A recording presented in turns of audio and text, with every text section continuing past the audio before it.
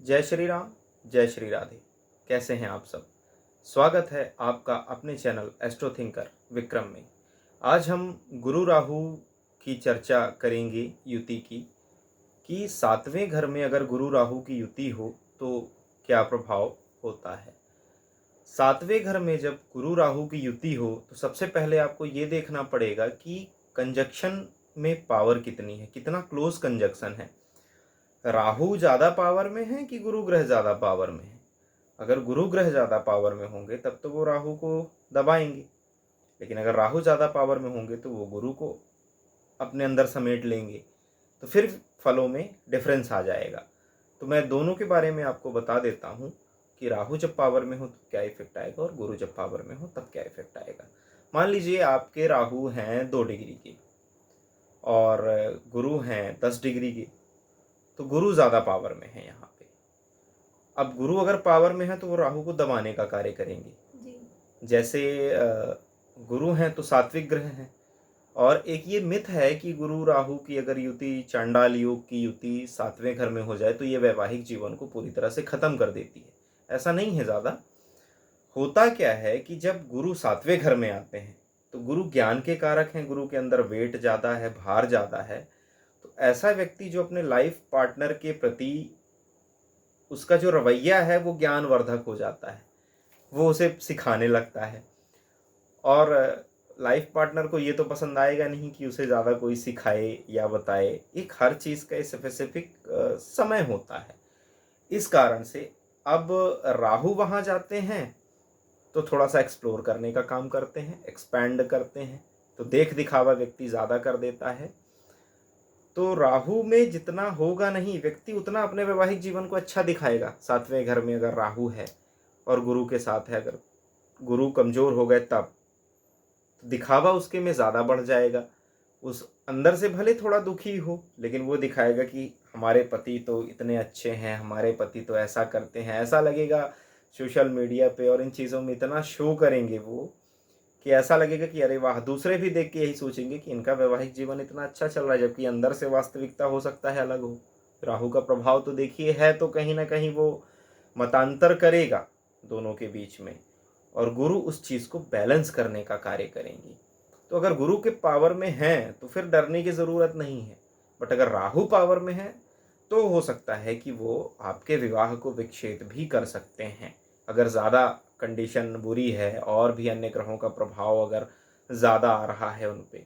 पर ओवरऑल गुरु राहु सातवें घर में आपको बिजनेस में बहुत अच्छी तरक्की देंगे। सातवां घर बिजनेस का भी घर है, कस्टमर का भी घर है, तो आपके कस्टमर को अट्रैक्ट कैसे करना है ये आपको राहु बता देंगे। आपके अंदर वो स्किल होंगी कि आप देख के आपको बिजनेस को कैसे चलाना है, ये स्किल आपके अंदर होगी।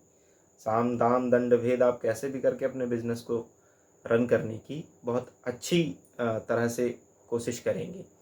सातवां घर उतना बुरा नहीं है जितना बताया गया है। अब बात करते हैं आठवें घर की। अगर आठवें घर में गुरु और राहु की युति हो तो आठवां घर किन चीज़ों का घर है? हिडन चीज़ों का, रहस्यों का, ऑकल्ट का। इन चीज़ों में आपका इंटरेस्ट बहुत अच्छा आ जाएगा क्योंकि गुरु ज्ञान के कारक हैं। आप उन चीज़ों को जानना चाहेंगे और उन चीज़ों का इस्तेमाल आप धन कमाने में भी करेंगे, क्योंकि वहाँ से दृष्टि दूसरे घर में भी जाएगी। गुरु वो धन का कारक है। यहाँ पे अगर गुरु राहु चांडाल योग की युति हो तो अचानक धन लाभ आपको कहीं से भी आ जाएगा, और अगर राहु नेगेटिव हो तो आपके धन का लॉस भी यहाँ से हो जाएगा। ससुराल पक्ष से हो सकता है आपको बहुत अच्छा लाभ प्राप्त हो जाए, ससुराल से बहुत अच्छे धन लाभ आपको मिले, आपके संबंध वहाँ से बहुत अच्छे रहें।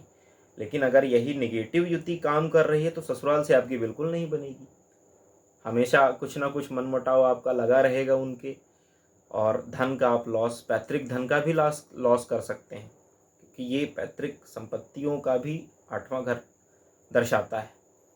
अब वहाँ से भी आप लॉस कर सकते हैं अगर ये युति नेगेटिव। अगर यही युति पॉजिटिव है तो आपको यही चीज़ें बहुत अच्छा लाभ देंगी। तो अगर यहाँ की रेमेडी की बात करें, आठवें घर की गुरु राहु युति की रेमेडी करनी है तो आप मेडिटेशन करिए, ध्यान करिए, इससे आपको बहुत अच्छे बेनिफिट मिलेंगे। अगर नौवें घर में गुरु और राहु की युति है तो नौवां घर किन चीज़ों का घर है? हमारे कल्चर का, हमारे धर्म का। तो ऐसा व्यक्ति हो सकता है कि अगर गुरु पावर में है तब तो ठीक है, अगर राहु पावर में है तो ऐसा व्यक्ति हो सकता है उसके अंदर अपने धर्म के प्रति जो श्रद्धा है, जो भाव है, अपने कर्तव्यों के प्रति उसका जो रुझान है वो बहुत कम हो जाए। उसे लगेगा कि धर्म करने से कुछ नहीं होगा, क्या करना है, मतलब एक जिसे कहते हैं मानेगा नहीं।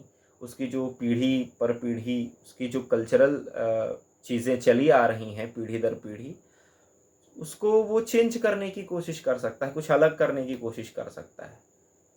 ऐसा व्यक्ति भले धर्म को ना माने लेकिन धार्मिक होने का दिखावा ज़रूर करेगा।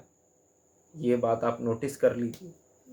अगर राहु ज़्यादा पावर में आ जाएंगे तब, अगर गुरु पावर में आ जाएंगे तो वो राहु के इफेक्ट को कम कर देंगे, लेकिन कहीं ना कहीं उसके मन में वो कुछ चीज़ें तो राहु रहेंगे तो दे देंगे। वो अपने ज्ञान को भी विस्तारित कर सकता है। अगर धार्मिक यात्राएं वो करे तो यही गुरु राहु की युति उसे बहुत अच्छा परिणाम देगी। अब 10वां घर, 10वां घर जो होता है वो कैरियर का होता है, प्रोफेशन का होता है, एडमिनिस्ट्रेशन का होता है। ऐसे व्यक्ति एडमिनिस्ट्रेशन फील्ड में ये युति आपको बहुत अच्छे फायदे दे सकती है।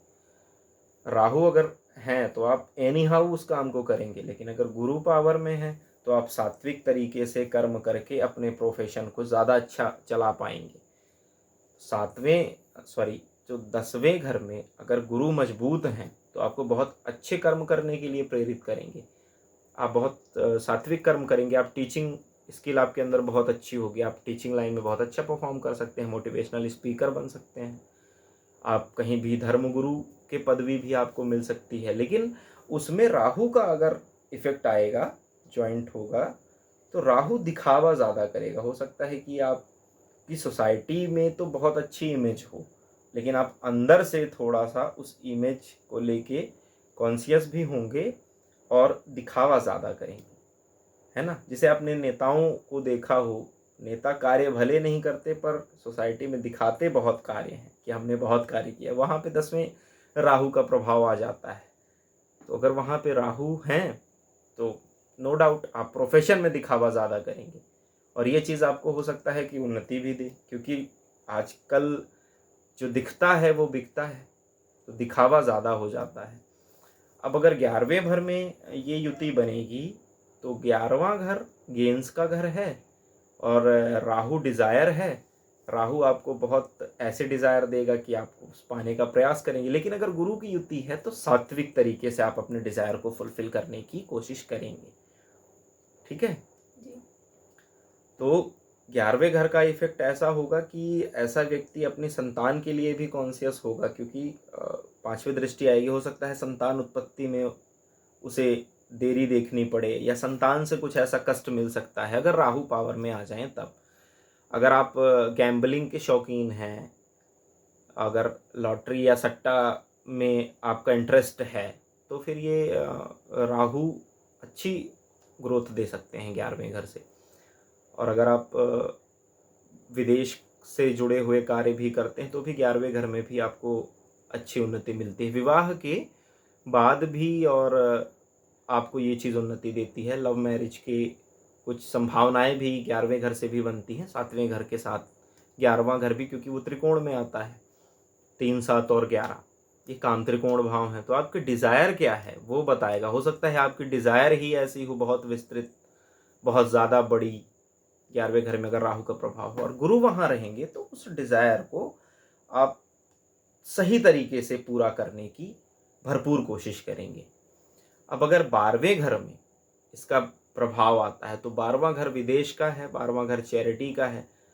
तो गुरु ऑलरेडी यहाँ पे आपको बहुत दानी स्वभाव बनाते हैं। आप बड़े से बड़ा दान करने में एक पल नहीं सोचेंगे अगर गुरु अच्छी पावर में है, अच्छा इफेक्ट है। पर अगर राहु साथ में आ जाए तो आप वहाँ से थोड़ा सा कंजूस हो सकते हैं। इन्वेस्टमेंट की जगह पे आप खर्चे ज़्यादा करने लगेंगे, है ना। देख दिखावे में और फॉरेन में विदेशी चीज़ों के आप बहुत शौकीन हो सकते हैं कि मेरे पास ये ब्रांड हो, मेरे पास वो ब्रांड हो। लेकिन अगर गुरु का प्रभाव ज़्यादा है तो फिर यहाँ पे गुरु आपको उचित और सोच समझ के खर्च करने की प्रेरणा देते हैं। अगर आप दान करते हैं, चैरिटी करते हैं, तो फिर यहाँ से वही गुरु राहु की युति आपको अच्छा फल देती है। जैसे स्वामी विवेकानंद जी की कुंडली थी, उनका 12वें घर का राहु था। आध्यात्मिक उन्नति भी देता है राहु, क्योंकि राहु डिज़ायर पैदा करता है, और जब उस आप डिज़ायर को फुलफ़िल करने की कोशिश करते हैं तो कई बार गुरु आपको रोक देते हैं वहाँ से अपने प्रभाव से। तो यहाँ पे ये युति बनने के कारण थोड़ा-सा आध्यात्मिक योग यहाँ पे ज़्यादा प्रबल हो जाता है। पर अगर आप देश विदेश में जाके काम करें, विदेश से जुड़े हुए मल्टीनेशनल कंपनीज़ में काम करते हैं, तो फिर ये 12वें घर की गुरु राहु की चंडाल योग की युति आपको बहुत फ़ायदा देगी। देखना पड़ेगा कि कैसे हैं। जैसे मान लीजिए अगर राहु वृश्चिक राशि में है, जो कि नीच का माना जाता है, और गुरु जो हैं वो भी वृश्चिक राशि में मित्र राशि में हैं अपने। जो राहु की मित्र राशि है, गुरु तो वहाँ कंफर्टेबल हैं, बट राहु वहाँ पे कंफर्टेबल नहीं है, तो वो फिर कोशिश करेगा गुरु को अपने अंडर में लेने की, उसको कैप्चर करने की। जब वो कैप्चर करेगा तो वो आपकी विवेक को ख़त्म कर देगा। आपकी जो सोचने समझने की स्किल है, विवेक जिसे कहते हैं, बुद्धि अलग विवेक अलग, तो विवेक को ख़त्म करने की कोशिश करेगा। पिछले वीडियो में आपने मुझसे एक प्रश्न पूछा था राहु के प्रभाव को लेके, चौथे 7th हाउस में उसका विवाह के लेके ज्यादा ही क्रूर इफेक्ट होता हाँ, है, तो क्रूर उस इफेक्ट का। चीज के तो लिए ऐसा नहीं है कि एकदम से राहु क्रूर इफेक्ट हो। देखो, राहु को देखने के लिए ज़रूरी है कि आप ये देखिए कि गुरु किस हाउस के मालिक हैं। अगर राहु त्रिषडाय भावों के स्वामी बनते हैं, तीसरे, छठवें और 11वें के, और फिर अगर युति में आए राहु के साथ, तब वो विवाह को खराब करेंगे। आप सिर्फ चंडाल योग को देख के नहीं बोल सकते हैं कि एकदम से ये खराब ही कर देंगे। तो अगर तीसरे, छठवें और 11वें घर के लॉर्ड गुरु बन गए और फिर 7वें घर में राहु आ गए और उनकी क्लोज कंजक्शन में युति हो गई, तब वो खराब करेंगे, अन्यथा खराब नहीं करेंगे। अगर चौथे घर के लॉर्ड हैं गुरु और फिर 7वें घर में अगर ये युति बनती है, तो थोड़ा सा ये है कि आपको घर का, परिवार का लग्जरी कंफर्ट भी देंगे, साथ में हो सकता है थोड़ी बहुत अनबन आपके पार्टनर के साथ वो दे दें। लेकिन अगर 7th हाउस के लॉर्ड मान लीजिए गुरु ही हैं, स्वयं धनु राशि या मीन राशि के, और फिर वहाँ पे गुरु राहु आ भी जाएं और गुरु पावर में हो, तो वो मैनेज कर लेंगे चीज़ों को, वो फिर उसे अच्छा कर देंगे। हाँ, ये है कि थोड़ा सा राहु अंधकार हैं, राहु थोड़ा सा अधर्म के कारक हैं, झूठ बोलने के कारक हैं।